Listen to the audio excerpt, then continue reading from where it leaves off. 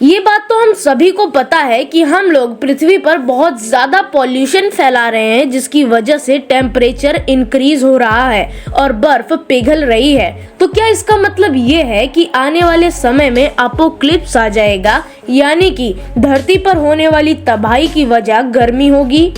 आपको तो यही लगता होगा ना।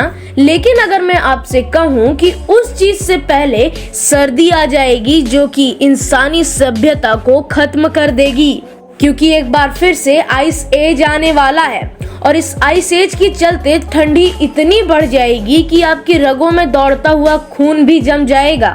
लेकिन जैसा कि सबको पता है कि हम लगातार धरती को गंदा कर रहे हैं, तो ऐसे में सवाल तो ये उठता है कि अचानक से ही इतनी सर्दी कैसे बढ़ जाएगी कि इंसानी सभ्यता ही खत्म हो जाए। आज की इस वीडियो में इसी सवाल का जवाब जानने वाले हैं, तो बने रहिएगा वीडियो में एंड तक। तो काफी सारे लोगों को ये नहीं पता कि एक्चुअली में आइस एज होता क्या है। काफी सारे लोग ये मानते हैं कि आइस एज में ज्यादा से ज्यादा क्या होगा, राजस्थान में बर्फ पड़ जाएगी। लेकिन ये कोई सर्दी का मौसम नहीं होता जो आएगा और निकल जाएगा। एक आइस एज की उम्र 100 से 500 साल से भी ज्यादा हो सकती है, यानी कि आपकी कई पुश्तें निकल जाएंगी, लेकिन ये सर्दी नहीं निकलेगी। आज से 11,000 साल पहले धरती पर एक आइस एज आया था, जिसके चलते धरती के ऊपर 4 किलोमीटर मोटी बर्फ की परत जम गई थी, जिसके चलते इस धरती पर पेड़ पौधे जानवर इंसान सभी का खात्मा हो गया था। जाहिर सी बात है कि इतनी मोटी बर्फ की चादर के नीचे सब कुछ ही दब गया होगा, तो आप ना खेती कर पाओगे, ना कुछ उगा पाओगे, ना खा पाओगे। इसके चलते ना ही इंसान बचेंगे ना जानवर। पर आखिर ये चीज होगी कैसे?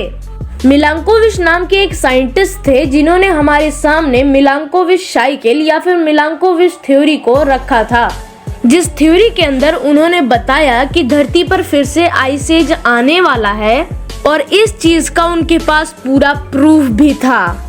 आपने सोलर सिस्टम का ऐसा डायग्राम देखा होगा जिसके अंदर जो भी प्लैनेट हमारे सोलर सिस्टम में मौजूद हैं, वो सूर्य का चक्कर लगाते हैं और उनके चक्कर लगाने का पाथ बिल्कुल गोल होता है।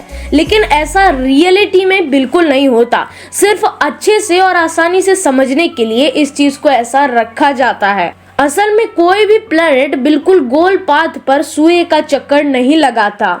उनके सूर्य का चक्कर लगाने का जो शेप होता है वो एक्लिप्स के आकार का या फिर अंडाकार होता है। लेकिन ये भी काफी ज्यादा कॉम्प्लिकेटेड होता है, क्योंकि ये समय के साथ साथ चेंज होता रहता है। अब ऐसे धरती सूरज का चक्कर गोल गोल लगाती है, और जो हिस्सा सूर्य के सामने होता है वहाँ दिन होता है, और जो सूर्य के पीछे होता है वहाँ रात हो जाती है। और ऐसे ही गोल पूरा चक्कर लगाने में धरती को 365 दिन यानी कि पूरे 1 साल लगते हैं। लेकिन यही अगर हम रियलिटी यानी कि ओवल के शेप में देखें, तो हम पाएंगे कि धरती एक समय सूर्य के सबसे ज्यादा दूर वाले पॉइंट पर पहुंच जाती है, जिसकी वजह से सूर्य से आने वाली लाइट का अमाउंट बहुत ज्यादा कम हो जाता है। तो आपको तो लग रहा होगा कि ये जो दूरी है ये फिक्स होती होगी, लेकिन ऐसा बिल्कुल नहीं है। ये दूरी समय के साथ घटती और बढ़ती रहती है, और इस समय आप जिंदा इसीलिए हो क्योंकि ये दूरी एकदम परफेक्ट है, और जल्द ही ये दूरी बहुत ज्यादा बढ़ने वाली है।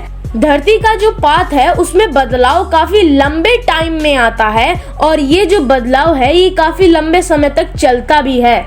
हर 93,000 साल में सूर्य के चारों ओर धरती के चक्कर लगाने वाला जो पाथ है वो और भी ज्यादा ओवल हो जाता है, यानी कि धरती सूर्य से बहुत ज्यादा दूर चली जाती है। अब इसका सलूशन ये नहीं है कि आप बहुत ज्यादा पॉल्यूशन फैलाकर धरती को बहुत गर्म कर दो, जिससे आप आने वाली ठंडी से बच जाओ। इससे कुछ होगा नहीं। दरअसल इससे हमें ही घाटा है, क्योंकि सर्दी आने से पहले ही हमारा खात्मा हो जाएगा। तो अब आपके दिमाग में ये सवाल आ रहा होगा कि भले ही धरती सूर्य से बहुत दूर चली जाए, लेकिन साल में 1 महीने तो जरूर धरती फिर से सूर्य के करीब आएगी और वो सर्दी फिर से छूमंतर हो जाएगी। लेकिन ऐसा आइस एज में बिल्कुल नहीं होता। कैसे, चलिए जानते हैं।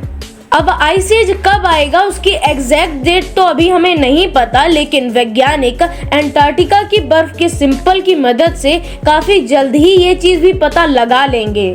तो पहले जानते हैं कि आखिर शीत युग फिर भी खत्म क्यों नहीं होता जब धरती सूर्य के पास आ जाती है। तो देखिए, जब धरती पर बर्फ नहीं जमी रहती तो जब भी लैंड पर प्लांट्स पर सूरज की किरणें पड़ती हैं तो उन्हें वो एब्जॉर्ब कर लेते हैं और फिर से इन्वायरमेंट में छोड़ देते हैं, जिसकी वजह से इन्वायरमेंट भी गर्म हो जाता है।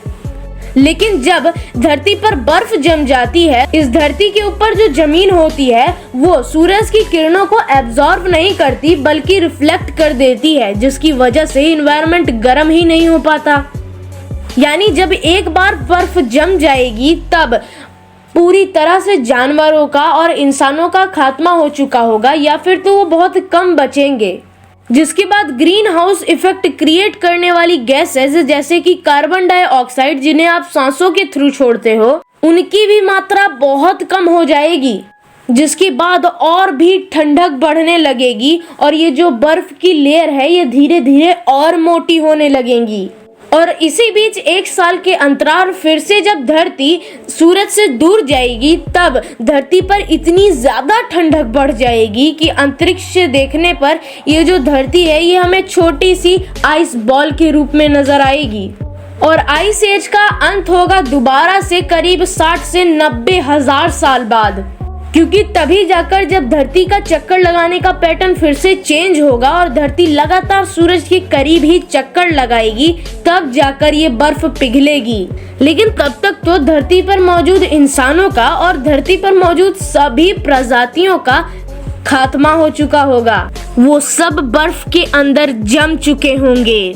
धरती पर कोई भी नदी मौजूद नहीं होगी, क्योंकि नदी का पानी जम चुका होगा, इंसानों के अंदर का खून जम चुका होगा, पेड़ पौधे जानवर सब कुछ खत्म हो चुके होंगे, मिट्टी नहीं बचेगी। यानी कि अब इंसानों का बचने का कोई चांस नहीं है। धरती पर मौजूद हर इक्विपमेंट्स और मशीनें काम करना बंद कर देंगी इतने लो टेम्परेचर के अंदर। और आपको बता दें कि आइस एज के अंदर -50 डिग्री सेल्सियस का तापमान नॉर्मल तापमान होता है। केवल कुछ बैक्टीरियाज ही धरती पर सरवाइव कर पाएंगे उस समय, जो कि फिर से आगे चलकर इंसान के विकास का कारण बनेंगे या फिर किसी और नए जानवर को जन्म देंगे। हालांकि आपको बता दें कि ये साइकिल बार बार रिपीट होती है। बर्फ जमती है, बर्फ पिघलती है, प्रजातियां विलुप्त होती हैं, फिर से जन्म लेती हैं। इसमें हम और आप कुछ नहीं कर सकते। हालांकि पिछली बार जो आइस एज खत्म हुआ उसे अभी 11,000 साल ही हुए हैं, यानी कि इस आइस एज को आने में अभी थोड़ा टाइम तो है। तब तक आपकी 10-12 पुश्तें आराम से अपनी जिंदगी बिता सकती हैं।